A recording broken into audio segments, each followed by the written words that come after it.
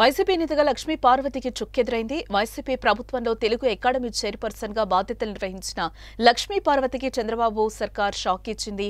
ఆమెకు గతంలో కేటాయించిన ఆంధ్ర విశ్వవిద్యాలయం ప్రొఫెసర్షిప్ హోదాను ఉపసంహరించినట్లు Andhra university registrar professor N Kishore Babu ఒక ప్రకటన విడుదల చేశారు.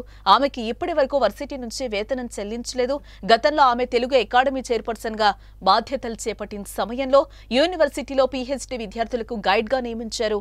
తాజాగా ఈ విధుల నుంచి కూడా తప్పించారు. ఆమె గైడ్ గా ఉన్న పీహెచ్డీ విద్యార్థుల్ని వర్సిటీ తెలుగు విభాగంలో మరొక ప్రొఫెసర్ దగ్గరకు మార్పు చేయాలని ఆదేశించారు.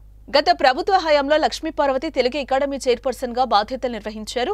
ఆ సమయంలో ఆమెకు ఆంధ్ర యూనివర్సిటీ ప్రొఫెసర్షిప్ హోదా కట్టబెట్టడంతో పాటుగా పీహెచ్డీ విద్యార్థులకు గైడ్ గా నియమించారు. అయితే ఇదంతా నిబంధనలకు విరుద్ధంగా జరిగిందనే విమర్శలు వచ్చాయి. అర్హతలు లేకున్నా లక్ష్మీ పార్వతి నియామకం జరిగిందని అప్పట్లోనే ఆరోపణలు వచ్చాయి.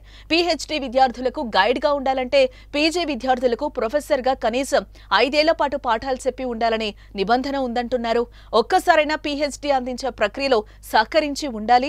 లక్ష్మీ పార్వతికి అర్హతలు ఏవీ లేకున్నా ఆమెను పీహెచ్డీ విద్యార్థులకు గైడ్ గా నియమించారని ఆరోపణలు వచ్చాయి.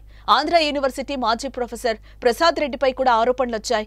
ఆయన చేపట్టిన నియామకాలతో పాటుగా ఆయన తీసుకున్న నిర్ణయాలపై విమర్శలు వచ్చాయి. ఇటీవల ఆయన వీసీ పదవికి రాజీనామా చేయగా ఏయూ ఇన్ఛార్జ్ వీసీగా శశిభూషణ్ రావును ప్రభుత్వం నియమించింది.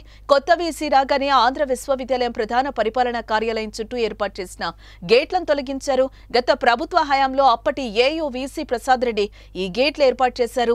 వీసీ ఛాంబర్ కు నేరుగా ఎవరు వెళ్లకుండా ఉండేందుకు ఈ గేట్లు అమర్చారు. కూటమి ప్రభుత్వం ఆ గేట్లను తొలగించింది.